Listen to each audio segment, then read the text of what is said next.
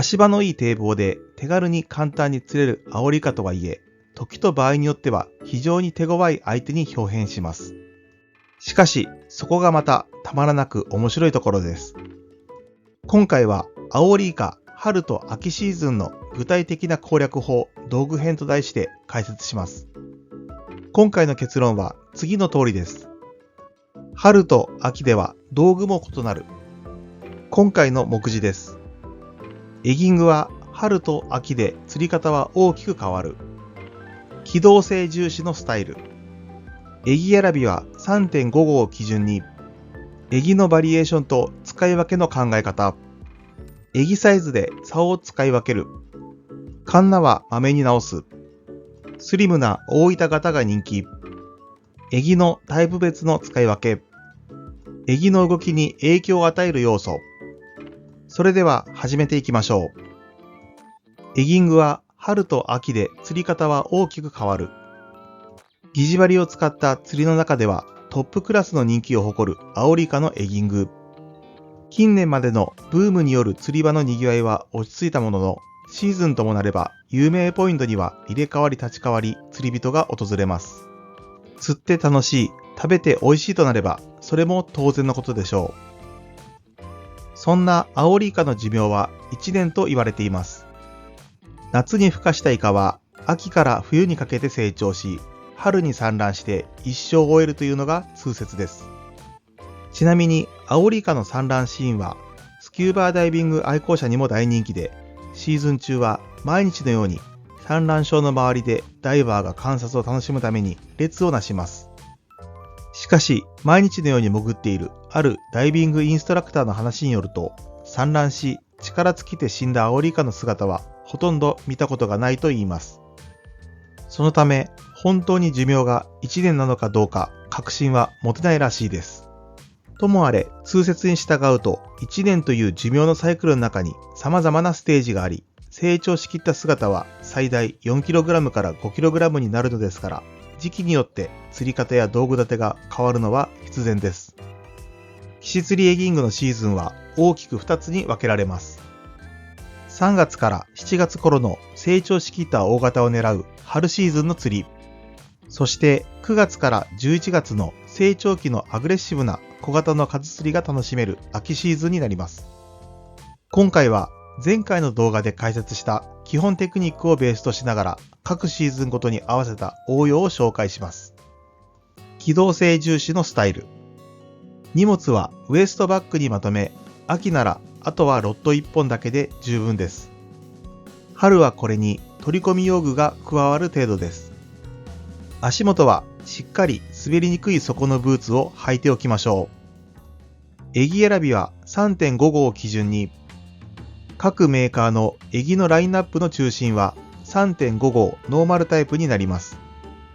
3.5 寸とも表記されるサイズで、長さは約 10.5cm、重量は約 20g で、水深 1m あたり約3秒かけて沈んでいきます。この仕様はどのメーカーでも多少の差こそあれ、ほぼ変わることはありません。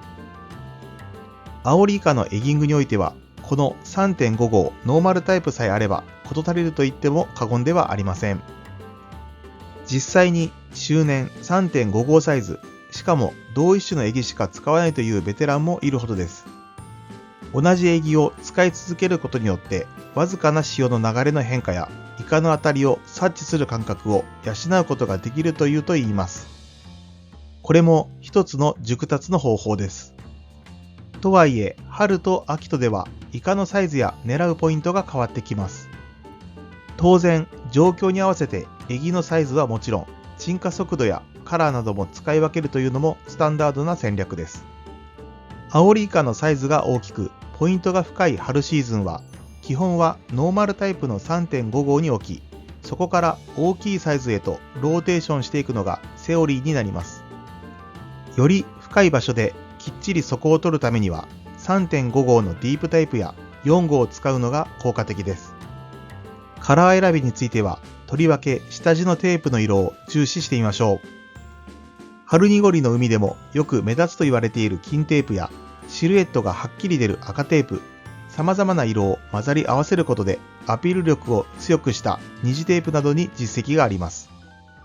また、アピールの強い夜光ボディも効果的です。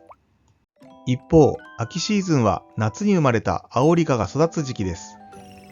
200g から 300g の小型が多いので、3.5 号に乗り切らない場合は、3号、2.5 号と順次小さいエギへと変えていくといいでしょう。また、秋のイカは成長のために活発に餌を捕食しようと浅場に出てくることが多くなります。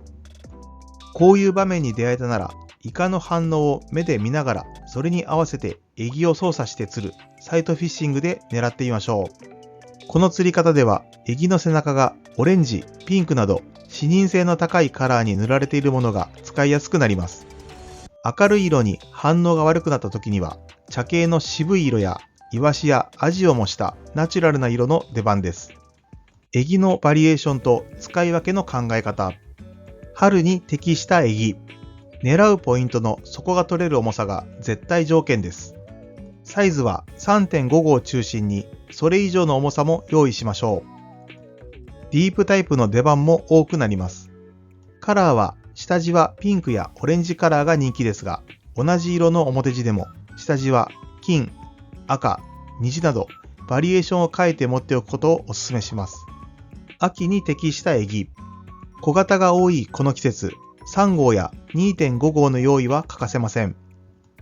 カラーは表地の背中がピンクやオレンジ、蛍光グリーンなど視認性の高いものを中心に、それらに反応が悪い時のためにも地味系も持っておきましょう。小型エギは春の神経質なイカ狙いに効果的なこともあります。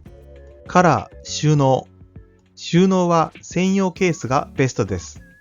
カラーやサイズが一覧でき、エギ同士も絡まりづらくなります。使い分けやロストも考え、ケース1枚分くらいの数は用意してみましょう。ディープ。サイズはそのままに重量をアップしたのがディープタイプです。メーカーによって異なりますが、例えば目の色やシンカーの刻印でノーマルタイプと区別できます。ケイムラ。蛍光紫の略称で紫外線に反応して青白く光るボディカラーです。古くからイカ釣りのプラズノなどに使われて実績を上げていました。エギサイズで竿を使い分ける。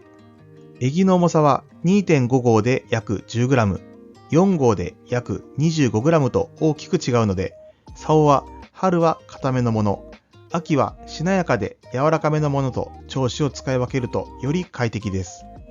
長さは8フィートから8フィート半くらいが使いやすくなります。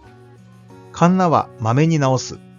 根がかりから回収したエギはカンナが曲がっていることが多いので、こまめにチェックし、曲がっていれば直しましょう。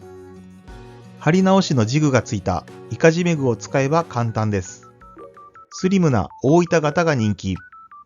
300年以上前に誕生したとされているエギは、九州を中心に発展し、枕崎型、宮崎型、青野型、池田型など様々な形状のものが生まれましたが、現代のエギングで主流になっているのは大板型がほとんどです。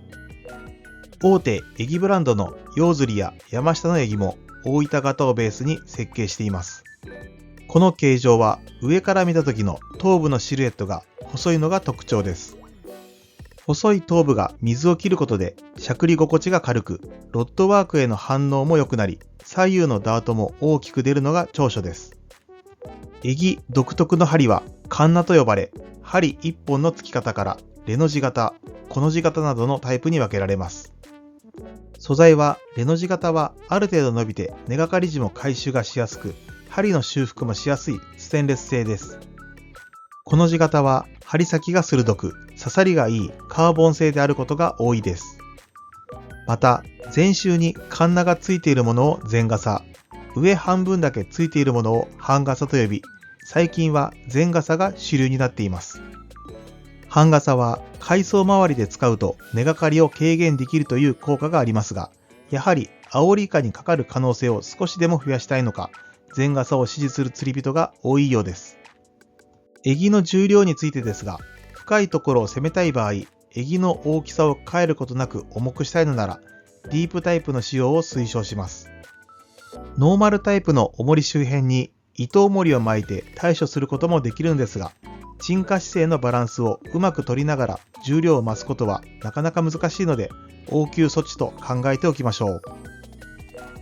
専用品はそれぞれの襟に合わせた最適なバランスで設計しているので、アオリカが好む姿勢で沈下してくれます。襟のタイプ別の使い分け。ダート型。ボディを上から見た時の頭の形状が細い大板型などの襟は、しゃくった時の抵抗が軽く、水を切って左右に動く、いわゆるダートアクションが大きく出やすいのが特徴です。